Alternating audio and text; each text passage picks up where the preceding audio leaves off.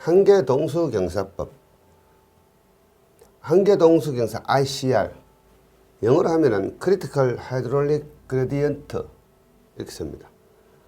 분사현상이 일어날 때의 동수경사, 상방향의 침투력에 의해서 흙중의 유영력이 0이 될 때의 동수경사, 침투압이 커져서 U가 W 될 때의 동수경사, 이때 젖는 강도는 S가 된다. 이게 한계동수경사의 정의가 되겠습니다.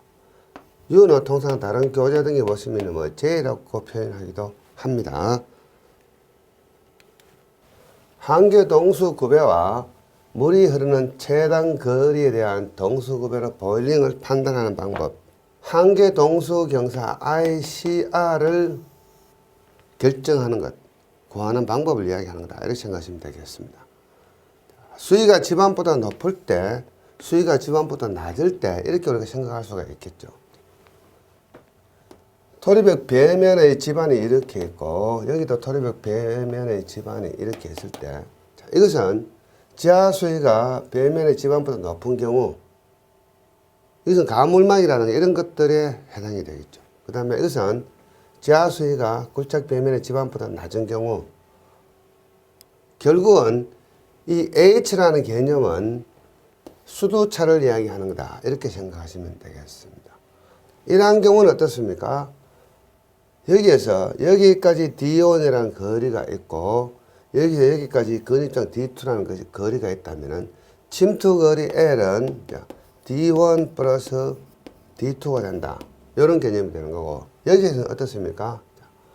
D1, D2 있다면 이렇게 D1으로 침투하고 이렇게 D2로 침투한다. 역시 L은 D1 플러스 D2이지만은 이 지반을 기준으로 하는 것이 아니고 수위를 기준으로 해서 수도차를 구한다. 요거 꼭 기억하셔야 되겠습니다. 자, 이런 그림을 가지고 한계동수구배를 구한다. 그래서 여러분들 답안지 쓰실 때는 이 두 개의 그림 중에 한 개 정도만 골라서 답안지에 기술을 하시고, 한계동수구배 공식은 ICR은 1 플러스 2분의 GS 마이너스 1 이퀄 감마 W분의 감마 서브는 근사적으로 1이 된다. 왜 그런가 하면은 자연적으로 퇴적된 모래의 수중 단위 중량 감마 서브는 0.95에서 1.1 정도 되기 때문에 근사적으로 1로 본다. 그런 이야기죠. 여기서 감마 서브의 어떤 공식은 1 플러스 2분의 GS 마이너스 1 곱하기 감마 W 해서 감마 서브를 구한다. 이것은 여러분들은 벌써 결정되어 있는 정해진 공식이다. 이렇게 생각하시면 되겠습니다. 이렇게 해서 한계동수구배를 구하는 방법. 자, 이것은 뭡니까? 앞에서 제가 잠깐 토리벽 그림을 통해서 말씀을 드렸지만 더 이론적으로 구해보면은 ICR은 1 플러스 2분의 GS 마이너스 1인데 이것을 유도하는 과정을 이야기하는 겁니다. 자, 이러한 유도하는 과정은 토목시공기술서에서 문제가 나오지는 않습니다. 그렇지만 여러분들은 한계동수구배, 한계동수경사를 이해하기 위해서는 어떻게 해서 이것이 유도되는지를 잘 아셔야만 됩니다. 여기에 이런 지반이 있다면 원래 지하 수위는 이 정도 높이만큼 있다고 생각하시면 되겠습니다. 이렇게 있다. 그래서 이 하부 A점에 피에조메터를 꽂았더니만은 당초의 지하 수위보다 조금 더 높은 델타 H라는 수도가 걸려 있고, 요 흙의 상부면에는 이 정도의 지하 수위가 걸려 있다. 이렇게 생각하시면 되겠고, 여기서 상방향으로 침투가 일어나고 있고, 이때는 정의 간극수압이 작용한다. 이렇게 생각하시면 되겠습니다. 저능력을 한번 구해보면은, 저능력 시그마는 여기서 보시면은 요 수위하고 이 물의 단위 중량 감마 W 곱한 값하고, 그다음 이 흙의 밀도는 감마 세츄레이션, 흙의 있던 단위 종량은 감마 세츄레이션이기 때문에 이 흙의 깊이 Z를 곱해주면은 전체 응력이 된다는 이야기고, 간극수압은 여기서부터 전체적인 어떤 물의 압력이라고 생각하시면 되겠습니다. 감마 W H하고 그 다음에 감마 W Z, 이 흙 속에도 수도가 걸려 있고, 그 다음에 이 델타 H라는 어떤 가행된 수압도 걸려 있기 때문에 감마 W 델타 H에서 간극수압을 구한다. 여기서 유영력 시그마 마이너스 U는 이 값에서 이 값을 빼준 값이기 때문에 이 결과치하고 이 결과치를 가지고 이렇게 빼주면 됩니다. 그래서 쭉 정리를 해보면은 감마 서브 Z 마이너스 감마 W 델타 H가 된다. 요거 여러분들 기억하고 계셔야 됩니다. 이 유도 과정을 여러분들 한번 쭉 보시면 이해가 될 수가 있습니다. 한계 동수 구배라는 개념은 유한 응력이 제로가 되는 그때의 동수 구배이다. 이런 어떤 정의를 깔고 있습니다. 그래서 유영력은 시그마 다시 이퀄 제로. 유영력은 제로이기 때문에 앞에서 우리가 구한 요 값, 유영력 값 앞에 결과 공식에서 이것을 제로로 두면은 ICR을 구할 수가 있는데 이때 I는 뭔가 하면은 어떤 침투 거리분의 델타 H 값, 수도차가 동수구배가 된다. 이때 동수구배가 한계 동수구배다. 이러한 개념이기 때문에 이 공식에서 Z분의 델타 H, 델타 H하고 이 Z를 빼내면 되겠죠. 그래서 이것은 감마 W분의 감마 서버가 되더라는 이야기죠. 앞에서 우리가 감마 서버는 1 플러스 2분의 GS 마이너스 1 곱하기 감마 W이므로 역시 ICR은 이렇게 정리가 된다. 이렇게. 그래서 결과 공식이 1 플러스 2분의 GS 마이너스 1이라고 나왔다는 이야기죠. 그 다음에 우리가 앞에서 굴착 벽면이 이렇게 있다면 지하수는 이렇게 높아질 수도 있고 이렇게 낮아질 수도 있고 수시로 변합니다.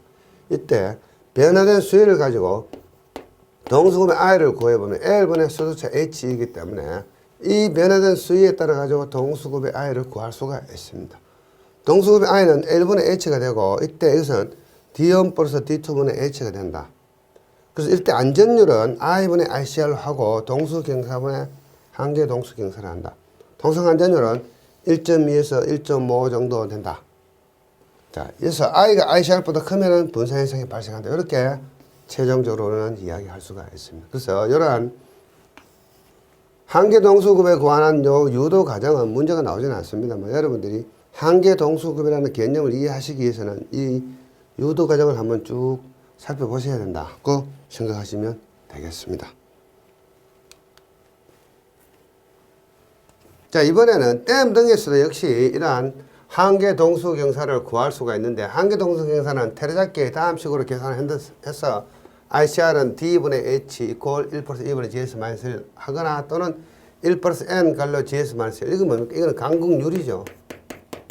N은 간극률이고 E는 간극비입니다. 여러분은 간극률하고 간극비 관계식을 가지고 환산해 보면 이러한 식이 나온다고 생각하시면 되겠습니다. 여기서 각종 기호들의 어떤 내용들을 갖고 보시면 되겠죠. 자, 그래서 한계 동수구배 또는 한계 동수 경사라는 용어 설명 문제 나오면은 이런 정도의 수준으로 내용을 쓰시면 되겠고, 자, 이번에는 침투압에 의한 방법. 침투 압력으로 이제 킥션드 볼링 파이핑을 해석하는 방법입니다. 이것은 테레잡기 방법이라고 이야기를 합니다. 자, 테레잡기는 토리배 공사를 하고, 자, 마찬가지로 자, 굴착 정면까지 수위를 배면 수위를 H1, 자, 이 토리백체의 근입장을 D라고 표현하면은, 자, 테레잡기는 이렇게 킥샌드 볼링이 끌어오르는 이 범위를 2분의 D로 가정을 했습니다. 그래서 이 킥샌드가 일어나는 범위를 근입장의 반으로 가정을 했다고 생각하시면 되겠습니다. 그렇게 해놓고 나서 이 하부에는 어떻습니까? 자, 이러한 어떠한 분포로 사다리꼴 모양으로 침투 압력이 작용을 하는데 이때 침투압 전체 힘은 J 또는 어떤 교재에는 U라고 표현된 것도 있습니다. J라는 침투압이 또는 침투력이 작용을 한다. 그리고 요 침투력하고 그 다음에 요 부분에 흙의 어떤 부피가 있다면 이 부피에다가 이 흙의 밀도를 곱하면 되는데 이때 밀도는 흙의 서브머지 상태라고 생각하시면 되겠습니다. 그래서 최적에다가 감마 서브를 곱하면 되는데 보통 해석의 편의상 어떻습니까? 단면 해석을 하기 때문에 이때 최적은 폭 B하고 근입장 D로 곱해주면 최적이 되겠죠. 자, 폭 B는 2분의 D였고 근입장은 D니까 이것은 결국은 2분의 D 자성이 최적 개념이고 여기다가 감마 서브를 곱해주면 된다고 생각하시면 되겠습니다. 이 상태에서 다시 지우고 다시 보겠습니다. 자, 이때 굴착 저면의 수위가 여기 있다면은 H1에서 H2를 빼주면은 수도차 H가 되겠죠. 요 빨간색은 파이핑을 검토하는 영역이고 이때 유영역은 요 부분의 유영역은 시그마 대시라고 표현할 수 있고 감마 서브에다가 근입장 D를 곱해주면은 유영역이 된다. 고 생각하시면 되겠습니다. 자, 그 다음에 요 사다리권 부분을 해석의 편의상 평균적으로 했을 때 H 에버리지는 수도차의 반 정도를 보고 가정을 한 상태에서 때려잡기는 해석을 했다. 그래서 킥신드 볼링 파이핑이 발생하는 범위는 근입장의 반이고 그 다음에 이 사다리권 분포의 침투 압력의 평균값 H 에버리지는 수도차의 반이라는 가정을 한 상태에서 해석을 하는 방법이 때려잡기 방법이다. 이렇게 생각을 하시면 되겠습니다. 때려잡기가 해석하는 방법. 그래서 상량의 침투압 J가 하량의 흑응 무게 W보다 크면은 킥신드 볼링이 발생을 한다. 이렇게 개념을 잡으시면 되고 이때 안전율은 어떻게 되겠습니까? FS 값은 어떻게 되겠습니까? J분의 W 이렇게 되겠죠. 이게 뭐 1.2보다 크다. 그러면은 어떻습니까? 안전하다. 이렇게 하는 것이 때려잡기가 해석하는 방법이다. 정도. 우리가 여기에서 용어적인 설명 문제가 킥핸드, 볼링 뭐 이렇게 나올 수도 있고 지난번에는 해석하는 방법 중에서 그리프비라는 문제가 나온 적도 있습니다. 자, 그래서 한계 동수경사법 이렇게 나올 수도 있고 침투에 의한 킥핸드, 볼링, 파이핑 검토하는 방법 이렇게 나올 수도 있고 침투에 의한 킥핸드, 볼링 방법 중에서 때려잡기 방법에 대해서 기술하라 이렇게 용어적인 설명 문제가 나올 소지도 충분히 있습니다. 그래서 여러분들은 이 전체를 같이 볼링 공부를 하실 때 같이 공부를 하셔야 됩니다. 그래서 침투력을 구해보면 이러한 계산식으로 구해지고 하향 회계 무게를 구해보면 이러한 값으로 구해진다. 그래서 침투력 U가 하향 회계보다 크면 발생한다. 또는 침투력은 다른 표현으로 J라고 표현하기도 합니다. 침투력 J가 하향 회계 무게보다 크면 킥핸드, 볼링, 파이핑이 발생을 한다. 이렇게 보시면 되겠고 이때 안전율은 어떻습니까? 상량의 침투력 J 분의 하향 흑의 무게 더블 해서 안전율 구하고 일반적으로 뭐 1.2 이상 한다. 이렇게 생각하시면 되겠고 U가 W보다 크면 분산 현상이 발생한다. 교재가 미스프린트는 아닙니다만 여기서 만약에 우리가 J라고 표현했다면 이것도 역시 J라고 표현하는 것이 맞겠죠. J가 W보다 크면은 분산 현상이 발생을 한다. 이렇게 정의를 내리시면 되겠습니다.